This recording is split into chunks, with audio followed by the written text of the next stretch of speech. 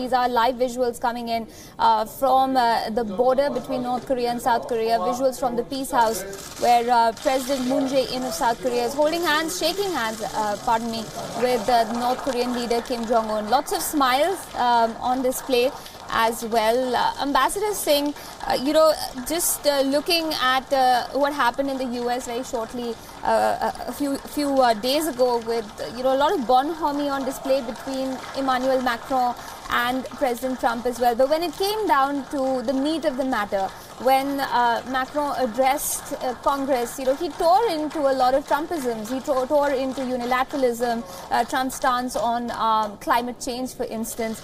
Is that the worry here that even though we're seeing things that are being described as historic, visuals that once perhaps didn't think would ever happen even 6 months ago, that all of this is fine, but really speaking, is the United States and North Korea on the same page in understanding the word denuclearization to start with? And not only, I think, US and North Korea are probably not on the same page on understanding the word denuclearization, but people are also asking whether US and South Korea are on the same page. Right. Because South Korea has been pushing for some more forward movement with North Korea, and the US has felt a little marginalized from that process. On the other hand, North Korea was taking steps on its own. It did a whole series of nuclear tests, missile tests, and then made a move with South Korea. And I think China was feeling a little left out. So to cover that, the North Korean leader made a visit to China to have some conversations so that that flank is covered. But again, another interesting dimension is that the US under President Trump has renegotiated its trade agreement with South Korea. It has. But they have said that they will keep the finalization pending how they see South Korea approaching the issue of US-North Korea talks. Ambassador, I'll ask you to hold that thought for us. We're just going to cut across to the DMZ, in fact, because the moment we've really been waiting for is about to happen. The president of South Korea and the North Korean leader are now going to address the press. So we will have a better understanding of what perhaps has been discussed behind closed doors, stuff that we've not been able to, become privy to through the news agencies so far. Despite there being non-stop coverage, there have been closed door meetings. We aren't really certain of exactly what has been discussed. Let's listen in. From ROK and Kim Jong-un from DPRK is officially launching the Panmunjom Joint Declaration.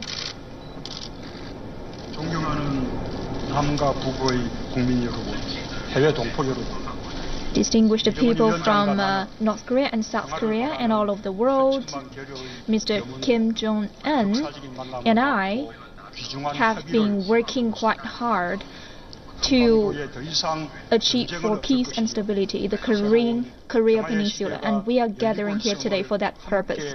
From now on, the peninsula will not see war again. We will move towards the pathway of peace.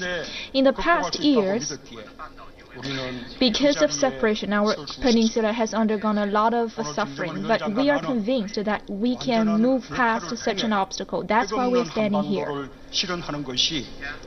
Today, together with Mr. Kim Jong-un,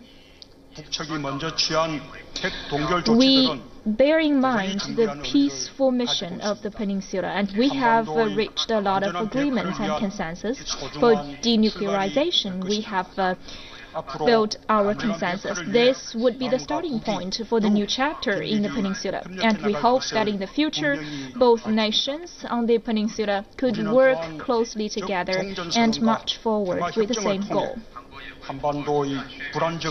Also, South Korea will observe such a joint declaration and the armistice to end any war potential or possibility in this peninsula.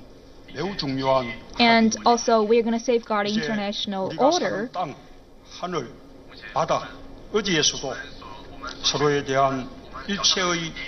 And also, for the land we are standing on or in the air, there will not be any sign of conflict. And we are going to move further to explore new mechanisms for avoiding any military confrontation or conflict. We believe that the Korea Peninsula will not be armed with weapons, and we will avoid any potential conflicts that may happen occasionally to safeguard the peace in the two nations. And I am now taking this opportunity to announce that for Kim Jong-un, the top leader of North Korea, I am paying my highest tribute and honor to you.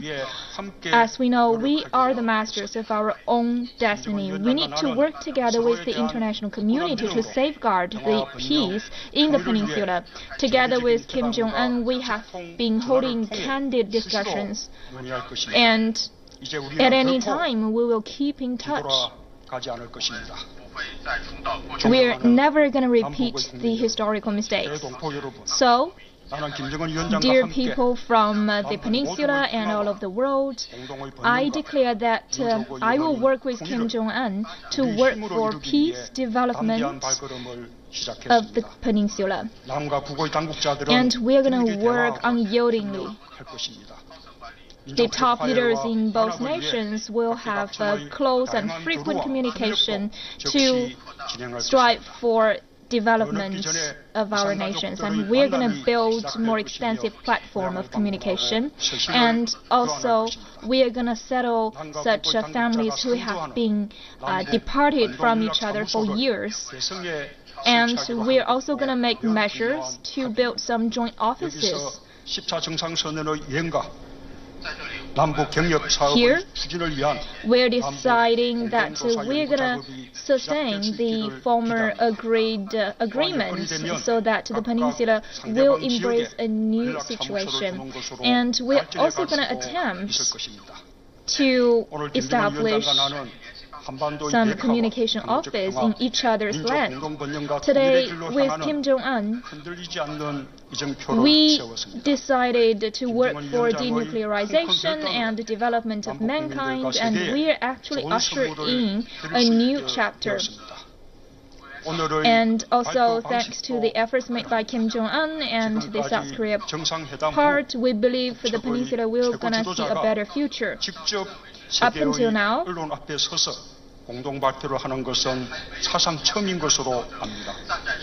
no leader in the peninsula has ever declared such a declaration before. So, again, I want to pay my tribute to Kim Jong-un for your efforts. Thank you.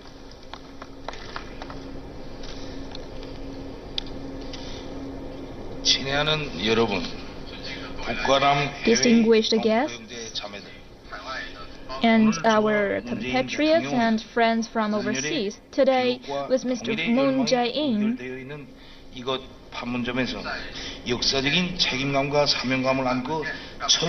we are gathering in Panmunjom to open a new chapter for our history. First of all, for this successful meeting and summit, I want to give my sincere thanks to all of the friends preparing for today. And also, I want to give my gratitude to the people receiving us with hospitality here. We feel that we are truly family members.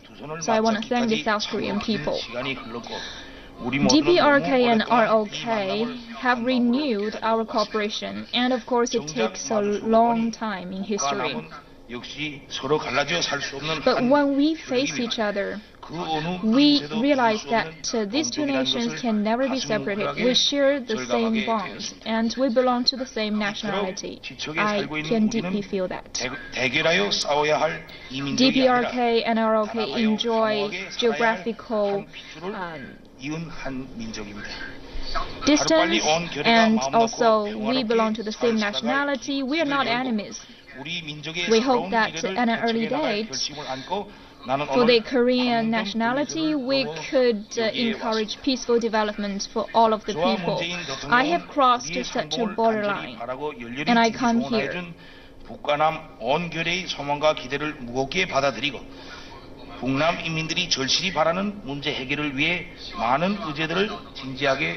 We hope that the peninsula could hear more signs of peace. And on top of that, we're going to take a lot of effective measures so that peace and prosperity will settle down here in the Korea Peninsula, and we will have a new chapter of development. We will also take some tangible measures to implement the above-mentioned declaration and agreement. I and Moon Jae-in, during our meetings, have discussed a lot of topics and issues. And we have published the Panmunjom Declaration together. And I know that the whole world has been following closely on us. Here in Panmunjom, we will learn from the history and we will not repeat the mistakes before. We will keep such candid communication and treat each other as equals. We will generate a series of fruitful results. Could be done by more Korean people. And we hope that Panmunjom would be a good sign of peace. Now, let DPRK and ROK people join our hands together and realize harmonious development in real sense. So, distinguished guests, as long as we could work as one, I think we could do anything. DPRK and ROK will work together and make efforts to pursue the common development of two nations. The history is not created out of nothing. It was brought about with the perspiration of people of all generations.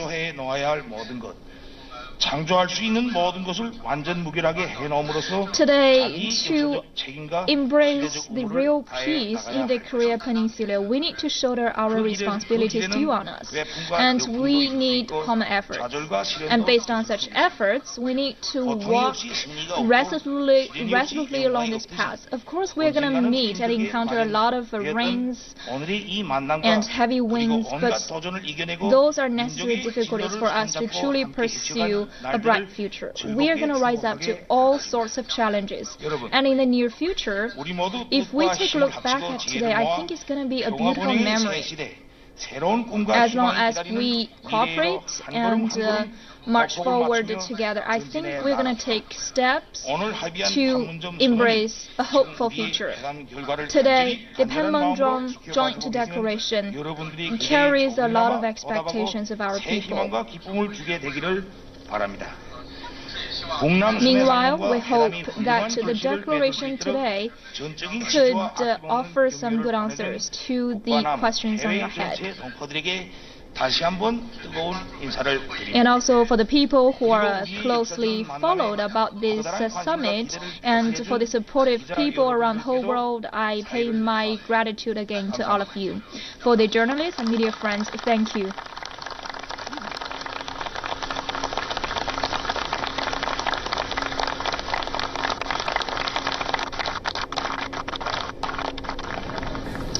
And there we go, ending with an historic handshake. We've just been hearing from the leaders of DPRK and the ROK.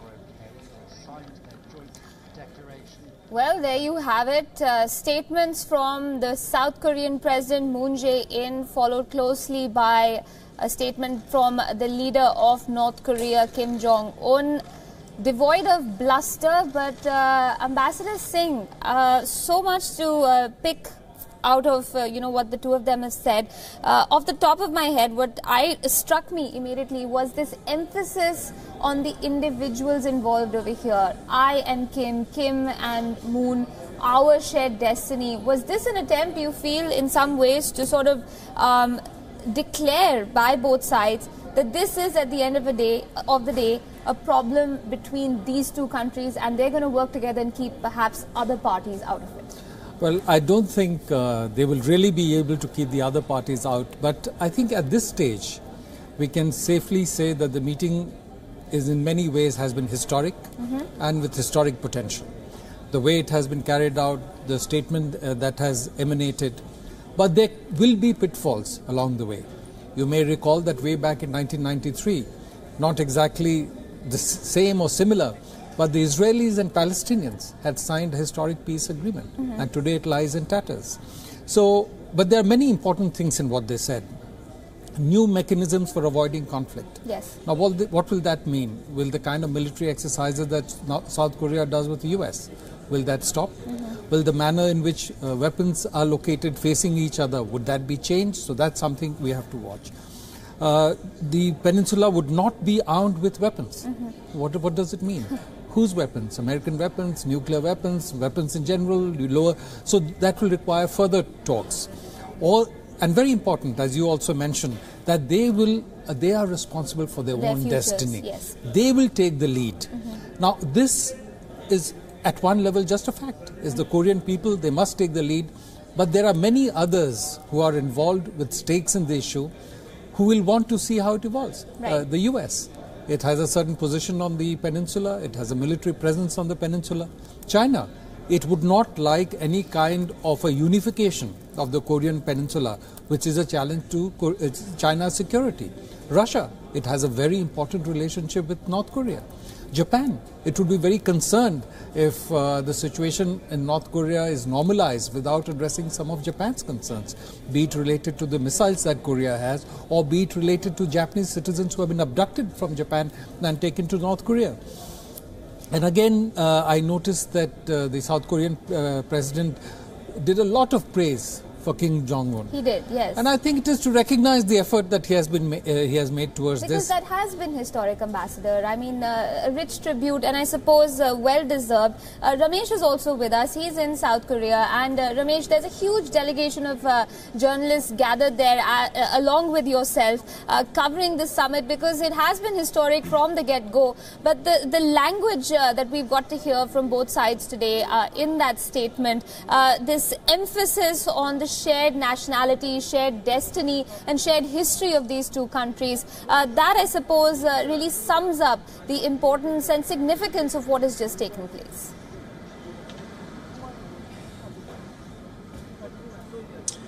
Indeed, Aisha, we've just heard from the two principals, the two leaders, Kim Jong-un and Moon Jae-in. And listening to Ambassador Singh's intervention there, Aisha, I have two thoughts come to my mind before I come to the substantive portion of the joint statement and their joint press statements. The first, in 2000, the first inter-Korean summit was held in the year 2000, but the then South Korean President Kim Dae-jong and his North Korean counterpart Kim Jong-il. At that time, Kim ended up with the Nobel Peace Prize in the year 2000, Kim Dae-jong. And I'm just wondering if are we looking at another prospective contenders for the Nobel Peace Prize sometime going forward. The other thought is the devil will be in the detail. We'll have to wait and watch what the substantive portion of the joint statement actually says. So until that time, I'll reserve my judgment. But coming back to the operative part of their joint press statements, Aisha, to my mind, it is a historic, no doubt, about the fact that they have decided to...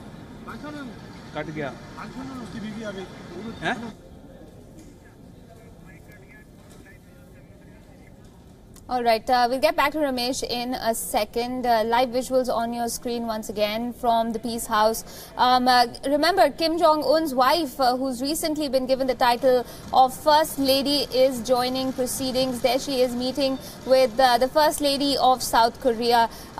They are going to be eating dinner together later this evening. We weren't certain of whether Kim Jong-un's wife would be part of proceedings today, but a statement was issued a while earlier confirming her presence for the dinner that is going to take place. So once again, great visuals, great stuff for television, no doubt, Ambassador Singh. We're a happy lot today. But getting back to what Ramesh was saying, the devil is definitely in the details. That bit about the Nobel Peace Prize also, very interesting, because I'm just trying to figure out how exactly do you think President Trump is going to react to all of this. I mean, he has patted himself on the back repeatedly for the way things have been going as far as this conversation goes. But there has been an equal effort that's been made from other parties as well. Is he going to be happy seeing this bonhomie? So, I think US would be concerned. They would have wanted to dictate the pace themselves. To some extent, positive movement between North and South Korea would help the US in what it is trying to do. But if the inter-Korean dialogue on its own develops much further, then the space for the US to dictate its terms would come down. And I think that's one of the reasons why the US has not finalized the revised trade agreement with South Korea. And they've said this finalization is pending. Right. How the US and how the inter-Korean dialogue process evolves. Right. So allow me to come in. Ramesh is back with us. Let's go back to him quickly before he has to take part in other events there. Ramesh, we got cut off a little while earlier and we were talking about the fact that, you know, how exactly is the United States, for instance, going to be viewing these developments? They're not exactly dictating the pace of discussions at this point.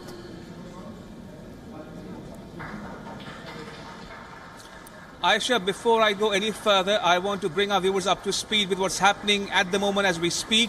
The two first ladies have already met for the official banquet, and we can see these visuals behind me on the giant video wall of Kim Jong-un and his wife Ri Sol-ju shaking hands with their hosts and meeting them and interacting with them. So that brings the talks to a grand finale, so to speak. But coming back to the substantive portion of the talks, Aisha, I meant to say make 2 points. One, that in 2000 we heard Kim Dae-jong talk to Kim Jong-il, the late father of Kim Jong-un, when they met for the first inter-Korean summit